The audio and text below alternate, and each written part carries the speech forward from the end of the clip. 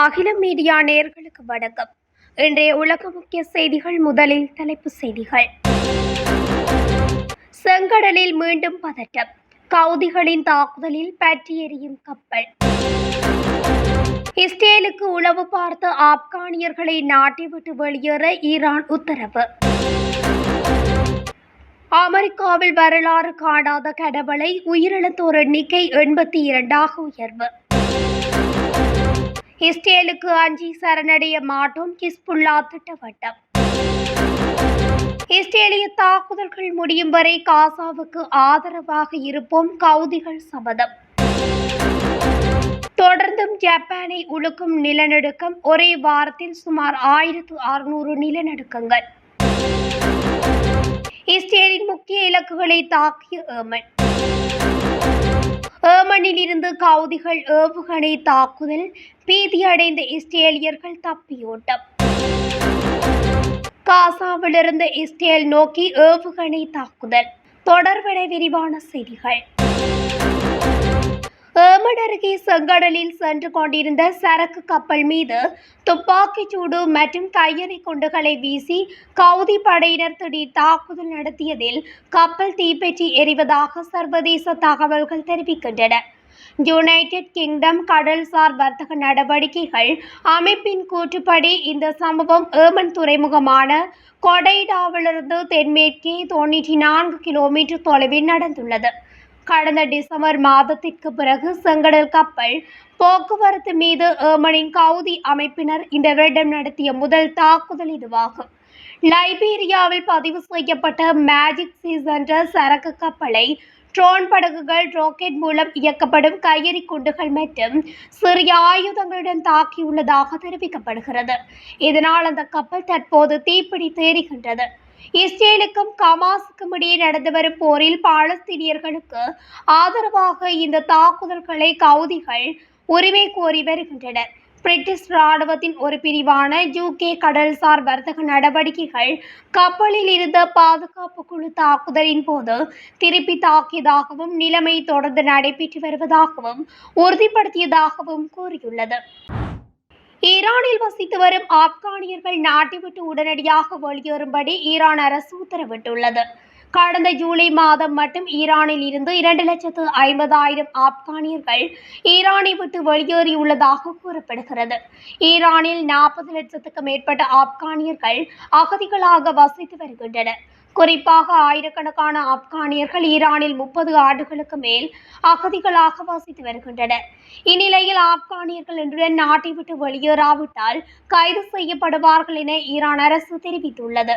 மேலும் ஈரானில் ஆப்கானியர்களுக்கு எதிரான நிலைப்பாடு உள்ள நிலையில் இஸ்ரேல் ஈரான் மோதலின் போது இஸ்ரேலுக்கு உளவு பார்த்ததாக ஆப்கானியர்கள் பலரும் கைது செய்யப்பட்டனர் என்பதும் குறிப்பிடத்தக்கது. அமெரிக்காவின் டெக்சாஸ் மாகாணத்தில் உள்ள மத்திய கேர் கவுண்டியில் பலத்த மழை கொட்டி தீர்த்துள்ளது. இதனால் தென்மத்திய டெக்சாஸில் உள்ள குவாடலூப் ஆற்றில் திடீர் வெள்ளப்பெருக்கு ஏற்பட்டுள்ளது. அதாவது சில மாதங்கள் பெய்ய வேண்டிய மழை சில மணி நேரங்களில் பெய்ததனால் கடும் வெள்ளப்பெருக்கு ஏற்பட்டது. இதனால் ஆற்றில் இருந்து வெளியேறிய தண்ணீர் ஊருக்குள் புகுந்தது. இந்த திடீர் வெள்ளத்தில் வீடுகள், வாகனங்கள் அடித்துச் செல்லப்பட்டன. பல இடங்களில் வீடுகள் வெள்ளத்தில் மூழ்கின. இதனால் பலர் வீடுகளின் மேற்கூரையில் தஞ்சமடைந்தனர். இந்நிலையில் கனமழை மற்றும் திடீர் வெள்ளத்தில் சிக்கி உயிரிழந்தோர் எண்ணிக்கை 82ஆக அதிகரித்துள்ளது. இதில் 28 குழந்தைகளும் அடக்கம். மேலும் 41 பேர் மாயமாகியுள்ளதாகவும் கூறப்படுகின்ற நிலையில் உயிரிழந்தோர் எண்ணிக்கை 100ஐ கடக்கும் என்று அஞ்சப்படுகிறது.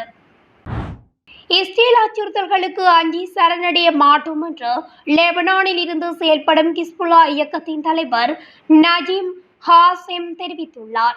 கடந்த நவம்பரில் ஏற்பட்ட தற்காலிக போர் நிறுத்தத்தை மீறி லெபனானில் ஹிஸ்புல்லா தளங்களை குறிவைத்து இஸ்ரேல் தொடர்ந்து தாக்குதல் நடத்தி வருகிறது. இந்த நிலையில் ஞாயிற்றுக்கிழமை மொஹரம் பண்டிகையொட்டி தெற்கு லெபனானில் உள்ள ஹிஸ்புல்லாவின் ஆயிரக்கணக்கான ஆதரவாளர்களுக்காக நயீம் குவாசெம் பேசியிருப்பவை தொலைக்காட்சியில் ஒளிபரப்பப்பட்டது. அதில் இஸ்ரேல் அச்சுறுத்தல் நடவடிக்கைகளை முதலில் நிறுத்திக் கொள்ள வேண்டும், அதன் பிறகு நாங்கள் ஆயுதங்களை கைவிடுவதை பற்றி ஆலோசிப்போம், இஸ்ரேல் கைது செய்துள்ள மக்களை விடுவிக்க வேண்டும், ஆக்கிரமிப்பு பகுதிகளில் இருந்து இஸ்ரேல் படைகள் விலக வேண்டும் என்று அவர் குறிப்பிட்டுள்ளார்.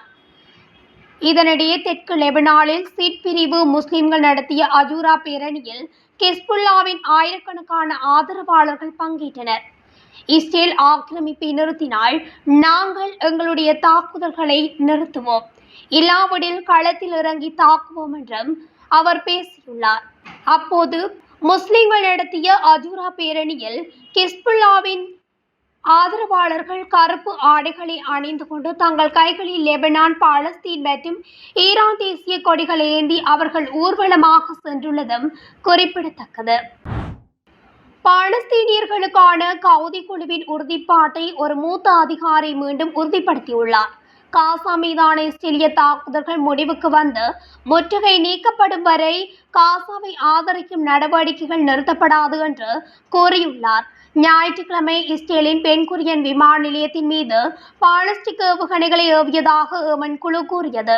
பின்னர் இஸ்ரேலிய ராணுவம் செங்கடல் கடற்கரையில் உள்ள கொடைடா, ராசிசா மற்றும் அல்-சாலிப் துறைமுகங்களையும் ராஸ் கனாடிப் மின்னுற்பத்தி நிலையத்தையும் குறிவைத்தது. கவுதிகளால் கைப்பற்றப்பட்டு கொடைடாவில் நிறுத்தப்பட்டுள்ள கெலக்சி லீடர் கப்பலின் ரேடார் அமைப்பையும் அது தாக்கியதாக கூறியது. அத்துடன் வடக்கு ஏமனின் பெரும் பகுதிகளையும் கட்டுப்படுத்தும் கவுதிகள் காசாவில் உள்ள பாலஸ்தீனியர்களுக்கு ஒற்றுமையாக தாங்கள் இஸ்ரேலுக்கு எதிராக தாக்குவோம் என்றும் தெரிவித்துள்ளது. ஜப்பானின் ககோஷிமா மாகாணத்தின் தொலைதூர பகுதியான அகுசேகி தீவில் கடந்த 2.5 வாரங்களில் சுமார் 1600 நிலநடுக்கங்கள் ஏற்பட்டுள்ளது. இதனால் 1000க்கும் மேற்பட்ட குடியிருப்பாளர்கள் தங்கள் வீடுகளை விட்டு வெளியேற வேண்டிய கட்டாயம் ஏற்பட்டுள்ளதாக தெரிவிக்கப்படுகிறது. தொடர்ச்சியான நில அதிர்வு அந்த மக்களிடையே கடுமையான துயரத்தை ஏற்படுத்தியுள்ளது. ஏமனின் ஆயுதப்படைகள் இஸ்ரேலை குறிவைத்து பாலிஸ்டிக் ஏவுகணைகள் மற்றும் ட்ரோன்கள் மூலம் பெரியளவிலான பதிலடி நடவடிக்கை அறிவித்துள்ளன. பென்குரியன் விமான நிலையம் மற்றும் அஸ்கலோனில் உள்ள ஒரு மின்னுற்பத்தி நிலையம் உள்ளிட்ட முக்கிய தளங்களை தாக்கியுள்ளன. ஏமனின் ஆயுதப்படைகளின் செய்தி தொடர்பாளர் நாட்டின் வான் பாதுகாப்பு அமைப்புகள் இஸ்ரேலிய போர் விமானங்களை வெற்றிகரமாக முறியடித்ததாகவும் பல ஏமன் நகரங்களை தாக்கும் திட்டங்களை முறியடித்ததாகவும் குறிப்பிட்டுள்ளார். ஏமன் ராணுவம் இஸ்ரேலிய ஜெட் விமானங்களை ஏமன் வான்வெளியில் இருந்து பின்வாங்க கட்டாயப்படுத்தியதாகவும் இதனால் சில வான்வெளி தாக்குதல்களை நடத்த முடியாமல் தடுத்ததாகவும் யாக்சாரி கூறினார். இதுவே எங்களுக்கு கிடைத்த வெற்றி என்றும் அவர் கூறினார். இந்த ஆக்கிரமிப்புக்கு பதிலளிக்கும் விதமாக ஏமன் ராணுவம் 11 பாலிஸ்டிக் ஏவுகணைகள் மற்றும் ட்ரோன்களை பயன்படுத்தி ஒரு தனித்துவமான பதிலடி நடவடிக்கை மேற்கொண்டுள்ளது. பல இஸ்ரேலிய தளங்களை குறிவைத்துள்ளது. அந்த அறிக்கையின்படி பென்குரியன் விமான நிலையம், ஆஸ்டோட் துறைமுகம் மற்றும் ஆஸ்கேலோனில் உள்ள ஒரு மின் நிலையத்தை தாக்க ஏமன் ஹைப்பர்சோனிக் ஏவுகணைகளை பயன்படுத்தியுள்ளது. இது இஸ்ரேலை திணற வைத்தது என்று சொல்லக்கூடிய வகையில் அமைந்துள்ளது. ஏமனின் அதிரடி தாக்குதலில் இஸ்ரேல் பலத்த சேதமடைந்துள்ளதாக தெரிவிக்கப்படுகிறது. ஏமனில் இருந்து கவுதிகள் ஏவுகணைகளை வீசி தாக்கி வருகின்றனர். இதனால் பீதியடைந்த இஸ்ரேலியர்கள் தங்குமிடங்களுக்கு விரையும் காணொலி காட்சிகளும் வெளியாகியுள்ளன. ஈரான் ஆதரவு பெற்ற கவுதி அமைப்பினர் ஜூலை 6ஆம் தேதி அதிகாலை இஸ்ரேல் மீது புதிய ஏவுகணை தாக்குதலை நடத்தியுள்ளது. கவுதிகளின் ஏவுகணை தாக்குதலினால் அஞ்சி இஸ்ரேலின் பல பகுதிகளில் சைரன்கள் எழுப்பியதாகவும் இஸ்ரேலிய ராணுவம் உறுதிப்படுத்தியுள்ளது. இதில் சாக்கடல் மற்றும் யூத பாலைவனங்கள் உள்ள பகுதிகள் அடங்கும் எனவும் தெரிவிக்கப்படுகிறது. ஏவுகணைகளை வெற்றிகரமாக இடைமறித்ததாகவும் IDF தெரிவித்துள்ளது. அத்துடன் கவுதிகள் மேலும் ஏவுகணைகளை வீசியதால் ஏமனில் உள்ள துறைமுகங்கள், மின் உற்பத்தி நிலையங்கள் மீதும் தாக்குதல்கள் மேற்கொள்ளப்பட்டுள்ளன. கவுதிகளின் இஸ்ரேல் நோக்கி ஏவுகணைகளை ஏவி வருவதால் இஸ்ரேலிய ராணுவம் கொடைடா, ராசிசா மற்றும் அல்-சாலிப் துறைமுகங்களை தாக்குகின்றது. அத்துடன் ஏமனின் ஏவுகணை தாக்குதலினால் இஸ்ரேலியர்கள் பலர் தங்கள் தங்குமிடங்களுக்கு விரையும் காட்சிகளும் பதிவாகியுள்ளன. காசாவிலிருந்து இஸ்ரேலை நோக்கி ஏவப்பட்ட ஏவுகணை ஞாயிற்றுக்கிழமை ஆக்கிரமிக்கப்பட்ட நெரீம் பகுதியை தாக்கியுள்ளது. பொருள் சேதத்தை ஏற்படுத்தியதாகவும் மற்றும் 2023 அலக்சா வெள்ள நடவடிக்கையிலிருந்து மீண்டு வரும் ஒரு சுற்றுப்புறத்தில் தரையிறங்கியதாகவும் இஸ்ரேலிய ஊடகங்கள் செய்தி வெளியிட்டுள்ளன. ஆக்கிரமிக்கப்பட்ட பிரதேசங்களுக்கு எதிராக பாலஸ்தீன படைகள் நேற்று நடத்திய ஏவுகணை தாக்குதலின் வெற்றியை இஸ்ரேலிய தொலைக்காட்சி ஒப்புக்கொண்டுள்ளது. அல் மயதீன் கூற்றுப்படி இஸ்ரேலிய தொலைக்காட்சியின் சேனல் 12 காசாவிலிருந்து ஏவப்பட்ட ஏவுகணை நெரிமின் ஆக்கிரமிக்கப்பட்ட பகுதியிலுள்ள கட்டிடங்களை தாக்கியதாக உறுதிப்படுத்தியுள்ளது. பாலஸ்தீன அமைப்பினரின் ஏவுகணை தாக்குதல் குறிப்பிடப்பட்ட பகுதியில் பொருள் சேதத்தை ஏற்படுத்தியதாகவும் இஸ்ரேலுக்கு இது ஒரு பாரிய பாதிப்பு ஏற்படுத்தியுள்ளதாகவும் தெரிவிக்கப்படுகிறது. இத்துடன் அகில மீடியாவின் இன்றைய உலக முக்கிய செய்திகள் நிறைவடைகின்றன. தொடர்ச்சியாக செய்திகளை தெரிந்து கொள்ள அகில மீடியாவுடன் இணைந்திருங்கள். நன்றி, வணக்கம்.